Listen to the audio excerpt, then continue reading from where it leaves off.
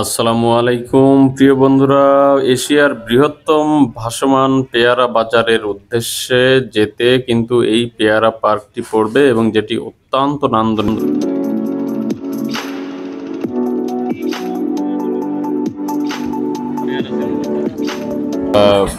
Boat, তারা কিন্তু পেয়ারা বাজারের দিকে চলে যাচ্ছে এখন।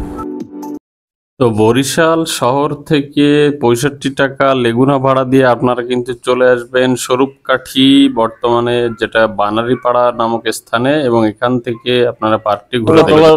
টোটাল 20 থেকে 25টার মতো ঘাট আছে টোটাল চারদিকে। সম্মানিত দর্শক, অর্ণব ভাই আছেন এখানে, যিনি এই পার্কটা, এটা হচ্ছে কি পার্ক বললেন? পেয়ারা পার্ক পিকনিক স্পট আর নিকো কটেজ। আমার সামনে ব্যানার আছে, সামনে ব্যানার আছে, ওখান থেকে দেখতে পাবেন। তো এই অর্ণব ভাই কিন্তু পুরো এটার হচ্ছে স্বত্বাধিকারী।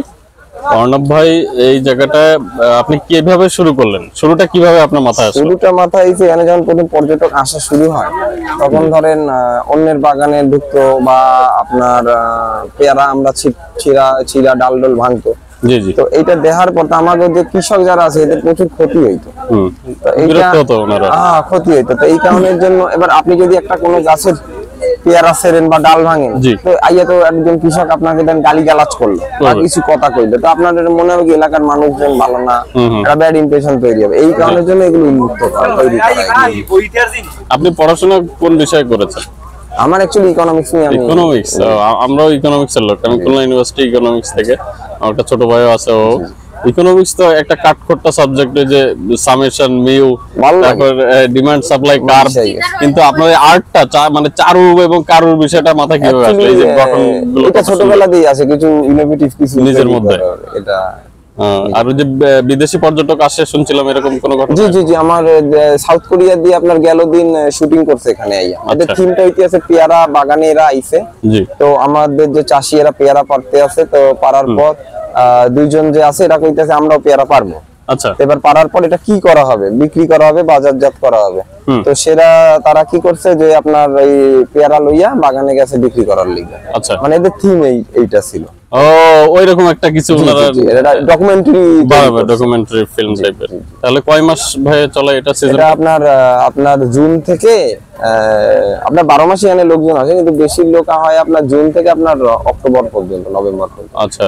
এবং পেয়ারা বাজারটা পেয়ারা আমরা ভাসমান বাজার, পেয়ারার থেকে আমরা ভাসমান বাজার আরো বেশি মেলে। আমরা তো এবং পেয়ারা আমাদের বেশি সার্ভিস হইছে। আই থিংক যারাই আসেন তারাই আপনারা এটা ভিজিট করেন, কারণ এটা কেউ ছেড়ে যান না, আমার মনে হলো এটা। জি জি, কেউ এটা ছেড়ে যেতে চান না। এই জায়গাটা অনেক সুন্দর। যখন উপরে উঠছিলাম একটা কেমন যেন থ্রিল কাজ করে।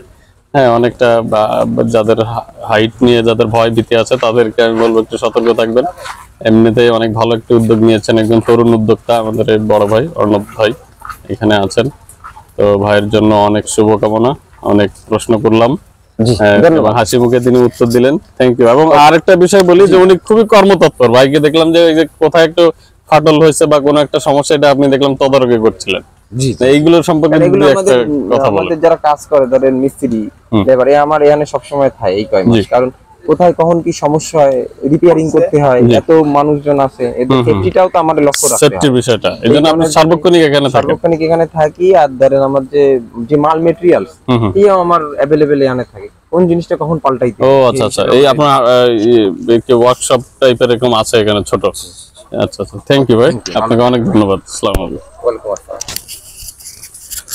শুধু অর্ণব ভাইয়ের সাথে কথা বলছিলাম, একজন তরুণ উদ্যোক্তা, যিনি এই পার্কটির রক্ষণাবেক্ষণ এবং স্বত্বাধিকারী, রক্ষণাবেক্ষণ করেন, নিজেই মালিক, এবং অনেক সুন্দর একটি পরিবেশ তৈরি করেছেন এখানে। অর্ণব ভাইয়ের আরো একটি আর্ট দেখুন এখানে, কত সুন্দর পরিবেশ।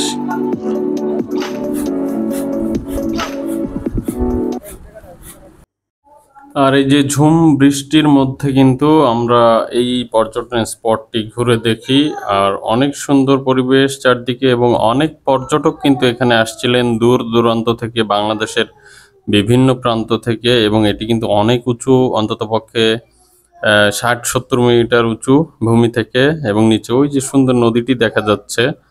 অনেক সুন্দর একটি আবহাওয়া, অনেক সুন্দর একটি পরিবেশ কিন্তু এখান থেকে তৈরি হয়, এবং সবাই খুব সুন্দর এই প্রকৃতি এবং কৃষির যে অপূর্ব এক মিলনস্থল, এই জায়গাটায় কিন্তু ঘুরতে আসেন পেয়ারা বাজারে যাওয়ার পথে। নদী আর এই যে পেয়ারা বাগান আর এই যে গ্রামীণ একটা পরিবেশ, এই সব কিন্তু একসাথে এখানে মিলেমিশে একাকার হয়ে থাকে। এবং এই জায়গাটা যেহেতু নদীর পাশে এবং ভাসমান বাজারের আশেপাশেই নির্মিত, তো এখানে কিন্তু সারা বছরই কম বেশি পর্যটক আসতেই থাকে। এই যে দেখুন বড় নৌকাটিতে পর্যটক এসেছে, এরকম বড় নৌকা হায়ার করতে 1200 থেকে 1500 টাকা লাগে। আর আমরা যেমন ছোট নৌকায় ডিঙি নৌকাতে এসেছি, এরকম ডিঙি নৌকা 700 থেকে 800 টাকায় কিন্তু আপনারা হায়ার করতে পারবেন। ওই যে উপরে ব্রিজটা দেখুন, উপর দিয়ে কিন্তু অনেক মানুষজন তারা কিন্তু ভিজিট করছে। আর এই নদীটা কত সুন্দর নদী, এখানে আমাদের রুহুল আমিনকে দেখা যাচ্ছে, সে অনেক আনন্দিত এবং এখানে এরকম পুলও রয়েছে। তো সকলকে অনেক অনেক ধন্যবাদ আমাদের ভিডিওটি দেখার জন্য। সবার জন্য অনেক অনেক শুভকামনা। আসসালামু আলাইকুম। পরবর্তী ভিডিওতে আবার দেখা